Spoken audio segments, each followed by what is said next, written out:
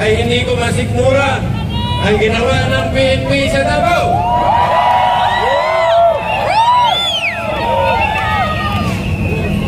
Nasain ako ng Davao 1981 hanggang 1991. Bakit kami napunta ng Davao?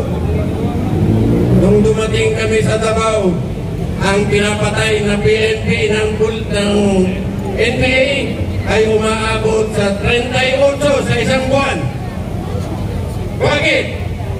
Dahil sa abusadong mga sundalo at pulis. Kasama si Torre! Ngayon, kaya ako magsasalita dahil tinulungan namin na maging peaceful ang Davao. Ito ay bago pa maging presidente si Tatay Digong. Sinira ni Torre! Ako ang nakakilala kay Tatay Digong nung siya ay flag member pa, human rights lawyer. Kalaban ng dating tatay ni Bongbong Marcos. Yan ang totoo. Ngunit, nung magkagulo sa Davao from 1981 to 1985, namatay yung isang flag lawyer. Retired Armed Forces of the Philippines. Si Tatay Digong. Ang pinaghinalaan ay ang Armed Forces ang pumatay. Kami ang nag-imbestiga. Kinausap namin si Attorney Duterte. Hindi ang Armed Forces ang pumatay sa kasama niya sa flag. Ang pumatay ay iba. Hindi ko na rin masabi dahil kaibigan ko na yung iba. Ito ang tunay na nangyayari sa Davao. Since that time, gusto namin sana na maging peaceful ang Davao. Dahil nung panahon nang nandun kami, ang platoon ng NPA ay nagmamarcha sa downtown. Hindi mapigilan ng local government at hindi mapigilan ng mga tao. Ano ang nangyari? Yung mga nang-traffic na pulis sa kalsada ay binabaril ng mga Sparrow unit. Kinukuha yung baril. Ito ay agaw armas. Dahil ang mga NPA ay kulang sa armas. Ngayon, tahimik na ang Davao, hindi lang dahil sa nandun si Tatay Digong. Hindi lang dahil sa tulong niya. Ito ay dahil sa tulong ng sambayanang Pilipino sa Davao. Ngayon, bakit ang mga pulis winawalang hiya yung mga tao sa Davao? 23 years ako sa Mindanao.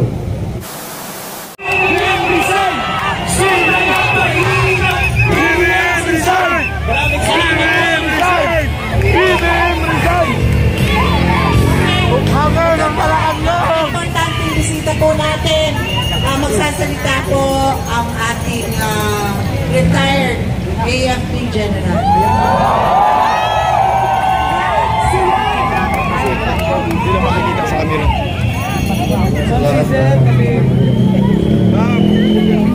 Para mga ako Pilipino.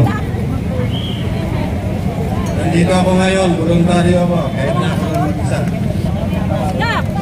Hindi ko na kailangan na tulong ng general kung ayaw nila. Ang nakapanlulo mo lang ay hindi ko masikmura ang ginawa ng PNP sa Davao.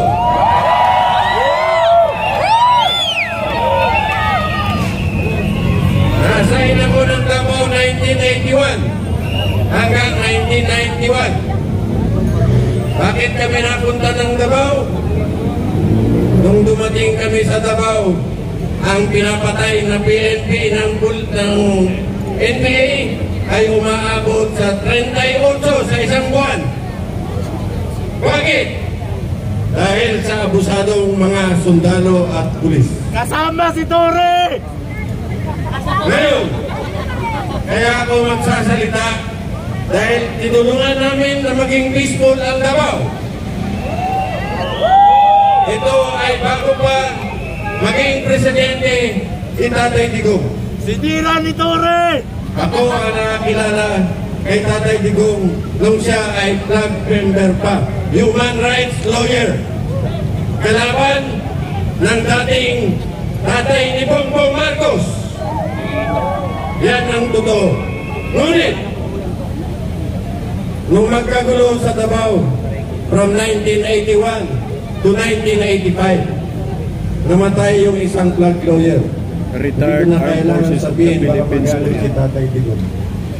Ang pinaghinalaan ay ang armed forces ang pumatay.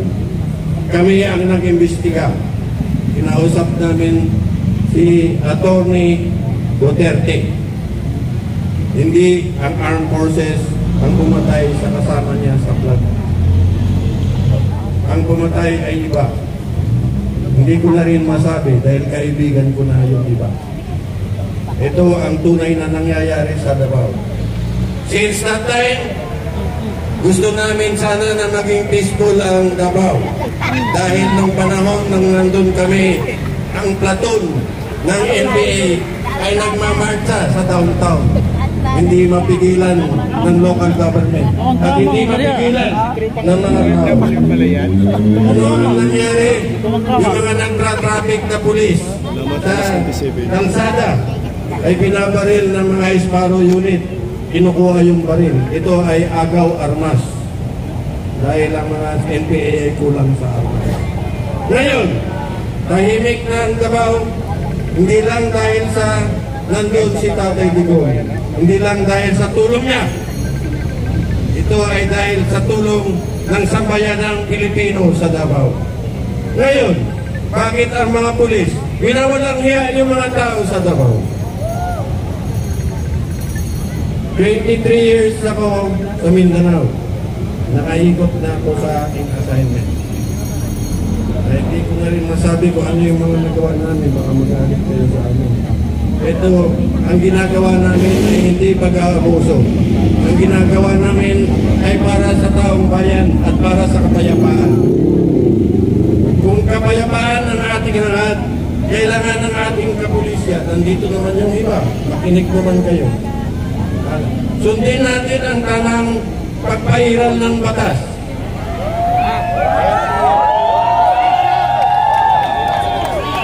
Dahil kung hindi sa tulong ng armed forces noon, hindi kayo nagiging matinong mga pulis ngayon. Maliban doon sa mga walang kalasubas na mga pulis at kilala din ngayon. Ito rin ang masasabi ko sa aming tagal doon sa Davao. Ang isa lang ang may mention ko, ito ang nangyari kay Pastor Kibuloy. Si Pastor Kibuloy ay kilala namin doon. Wala siyang ginawa kundi magmisa, magsabi ng mga kataga na galing sa Biblia. Hindi nga siya nakikipagkaibigan sa mga NPA noon kasi kung nakikipagkaibigan siya, magiging target siya namin. So sa 10 taon ko sa Davao, ay hindi namin nailagay sa order of battle ang pangalan na ni Pastor Apollo Kibuloy. Nagmimisa siya sa Agdao. Ang Agdao nung panahon na yon ay tinatawag ni Karagdao. Hindi makapasok ang mga pulis doon dahil ang nabansagan na silang mga abusado. Kaya ang nilagay ng armed forces sa Agdao ay ang Philippine Marines under kay Colonel Biason doon. Noong naging acting mayor si Tatay Digong ay sinimulan niya ang tamang pagpapalakad, ang tamang paggobyerno. Ito at ang pinipilit niya ay ang magiging peaceful ang Davao. Sabi niya, sana magiging peaceful ang Davao para magawa ko na ang kaya kong trabaho. So nakipagtulungan kami. Merong isang sikreto, ito hindi alam pa ni Tatay Digong. Siguro kailangan natin i-public. Naging marami rin kalaban si Tatay Digong. Maraming kalaban si Tatay Digong sa Davao. Dahil nga, siya ay anti-government. Ang Davao noon ang number 1 na anti-government area sa buong Pilipinas. So, para hindi mapagkamalan na ang armed forces ay may balak na masama kay Tatay Digong, ang order ni President Marcos Sr. ay bantayan si Tatay Digong para hindi masasabi na ang gobyerno ang mapapasama sa kanya. Hindi ginawa yon ni Marcos Sr. In fact, yung team ko sa Davao ay inatasan ng personal ni President Marcos Sr. na bantayan si Tatay Digong.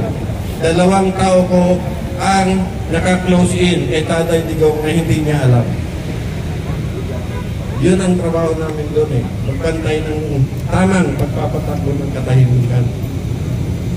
So, yun lang po ang inaano ko. Dahil sa nangyayari ngayon sa KOGC, hindi ko na masikura ang ginawa nila na paglapastangan sa mga parishioners ng KOGC. Yun lang po. Maraming salamat. Hostisya!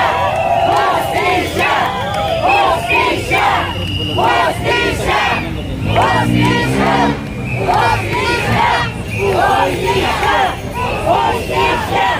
Hostisya! Hostisya! Hostisya! Hostisya!